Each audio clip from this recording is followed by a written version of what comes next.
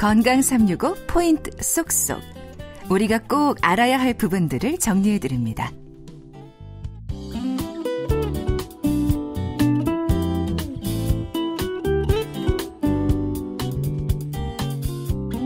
건강 365 박광식의 건강 이야기 수면을 주제로 말씀 나누는데요.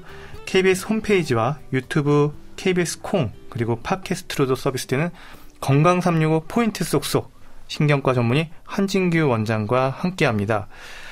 여름이고 이 장마철 후텁지근한 날씨인데요. 사실 잠을 설치다 보면 그 다음날 많이 피곤하더라고요. 그래서 회사 일을 해야 되는데 많이 피곤하다 보니까 어떻게든 이겨보려고 커피를 집어들기 일쑤거든요.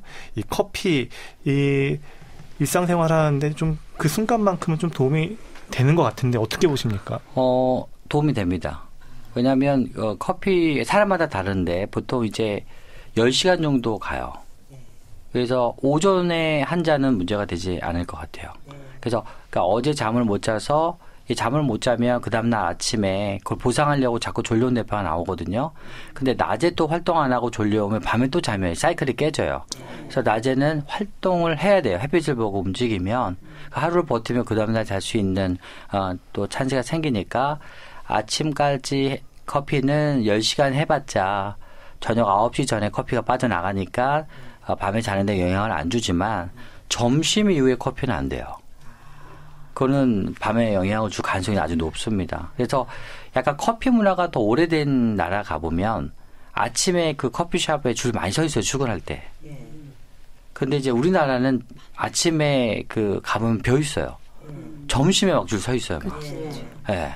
아침에 출근하기 바빠서 커피 그 줄 쓸 시간도 없는 거잖아요. 그래서 아직은 우리나라가 커피를 드시려면 많이 지금 먹는 나라가 됐는데 시간을 오전으로 더 땡겼으면 더 의학적인 베이스에서 훨씬 더 수면에 영향을 주지 않고 우리가 활동하는 데 도움이 되지 않나 그렇게 생각을 합니다. 네. 또 이 숙면에 도움이 되는 음식, 차 이런 것에 또 집착하는 분들도 있던데요. 그 부분에 대해서 어떤 조언이 가능할까요? 한국식품연구원이라는 우리나라 국가기관이 있어요. 거기서 이제 연구를 했어요. 우리가 상치 이런 거 먹으면 졸립다 이런 거 속설이 있잖아요. 근데 아무리 상치를 먹여도 이제 검사했는데 안 나오는 거야. 김치도 먹여보고 저랑 그때 데이터를 상의했는데 이게 다 한 거예요. 음식에서 진짜 좋은 걸 찾아보자 했는데 그게 거의 안 나온 거죠. 우리 일상적으로 먹는.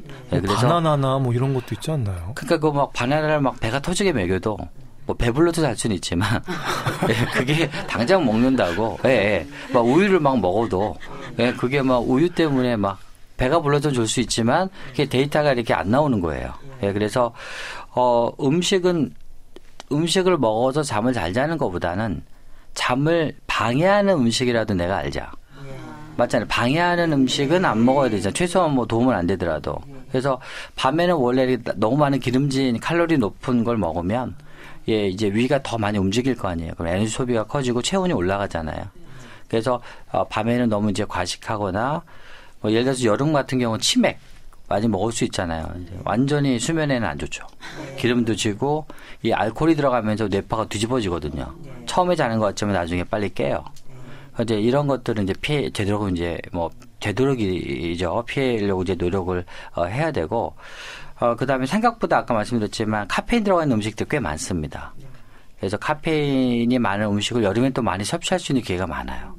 그것도 이제 자기가 선별하면서 최소한 밤에 방해되는 음식은 저희가 찾아서 조금 더 피하는 게 좋지 않을까 생각이 듭니다. 네. 그리고 수면 장애를 떠올릴 때 보통 코골이부터 생각을 하는데요. 사실 이 단순 코골이는 병이 아니지 않을까 싶은데 궁금한 거는 문제가 될 수 있는 코골이 어느 정도일 때 본인이 병원에 가봐야 할까요?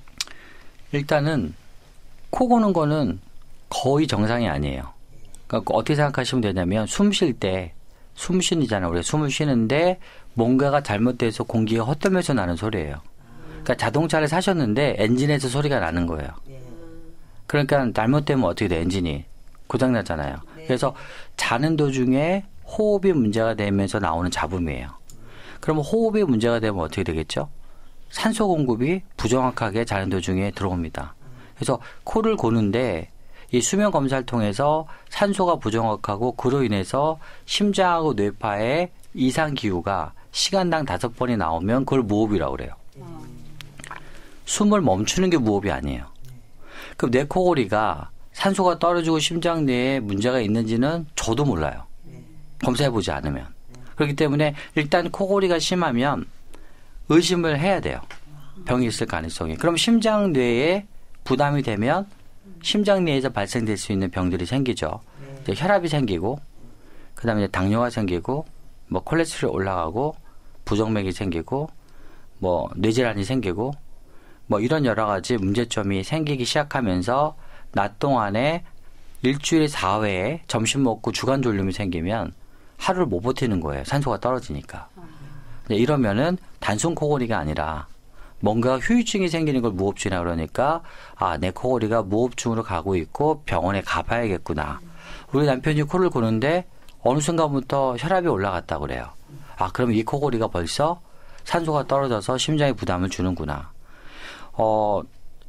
우리 남편이 코를 고는데 기억력이 자꾸 떨어지고 했던 말 자꾸 우기고 자꾸 싸우게 되고 그러면 벌써 어때요? 뇌 기능도 떨어지고 기억력도 떨어지니까 혹시 이 코골이가 뇌에 산소가 가지 않을까를 더 생각을 해야 되잖아요. 그래서 심장하고 뇌에 어떤 안 좋은 징후가 있으면 그 코골이는 병적인 코골이 가능성이 높다. 그래서 이렇게 생각을 하시면 됩니다. 이제 코골이의 그 심각성 그리고 코골이의 어떤 위치나 이런 종류도 다를 텐데요. 소리만 들어도 이 코 수술이 필요한지 아니면 양압기를 써야 할지 알 수 있는지 좀 궁금해요. 소리로는 알 수 없는 게 막 숨을 쉬면서 공기가 헛돌면서 나는 소리가 코골이죠. 근데 무호흡증 환자는 조용해요. 그러면 우리 남편이 막 코를 골다가 요즘은 조용해. 좋아졌대. 좋아진 게 아니라 코골 기운도 없어진 거예요. 너무 슬픈 거죠. 우리 남편이 이제 나이가 들어서 코골인 기운도 없구나.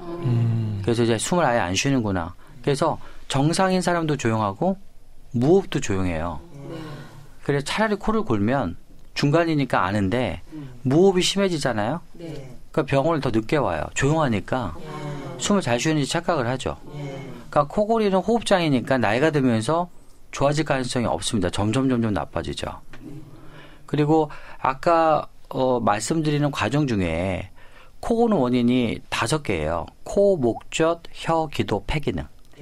이 5가지가 전부 다 원활해야 호흡을 잘해요. 그런데 우리가 혀 위는 수술이 쉬워요. 혀 위는. 뭐 코도 수술이 쉽고 목젖도 수술이 쉬운데 아까 원인 중에 코, 목젖, 혀, 기도, 폐잖아요. 근데 혀 아래가 몇 개, 혀가 이렇게 처지거든요, 나이 들면. 그러니까 이제 수면 검사를 하면 어느 부위가 어느 정도로 막혔는지 알아요. 근데 나이가 들수록 어때요? 기도도 자꾸 처지고 또 폐 아까 잘 때 렘수면일 때 횡격막 움직인다고 그랬잖아요. 그래서 이 원인이 한두 개가 나오는 게 아니라 다 노화되면서 복잡하게 나와서 이 수술로 하면 좋은데 자꾸 의사들이 해도 나이가 들면서 계속 재발이 아니라 자꾸 이게 엉키는 거예요. 수술을 해도. 그래서 이제 단순하게 호흡 박자도 다 맞고 아무 산소도 안 떨어지고 그냥 목젖만 쳐줘서 이렇게 소리만 나고 아무 문제가 없으면 수술로 깔끔하게 하지만 아까 뭐 산소도 떨어지고 혈압도 생기고 무호흡도 있으면 원인이 복잡해요. 그래서 양압기를 쓰는 거예요. 그러니까 양압기는 호흡 운동기구라고 생각하시면 돼요. 그러니까 우리 뭐 중환자실에서 우리 어머님이 산소가 떨어지면 인공호흡기 끼죠. 왜냐하면 그 산소가 떨어지면 아직은 인공호흡기밖에 없거든요. 그러니까 자다가 산소가 떨어지면 이미 무호흡이라고 그랬잖아요. 그러면은 그 중환자실에서 우리 어머니가 산소 떨어지는데 뭐 응급 코골이 수술 들어간다 이런 얘기 들어보신 적 있어요? 없잖아요. 그러니까 코골이라는 거는 산소가 안 떨어져야 되고 아무런 병의 문제 없이 소리만 나야 되는데 그래서 이 소리로는 뭐 양압기 쓸지 수술할지는 모르고요.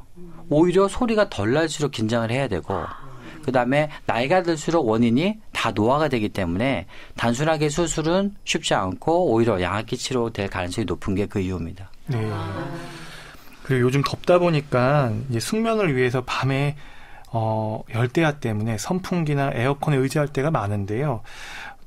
계속 틀어놓는 게 맞는 건지 아니면 잘 때는 꺼놓는 게 맞는 건지 좀 이런 숙면을 위한 냉방기 사용의 요령이랄까요?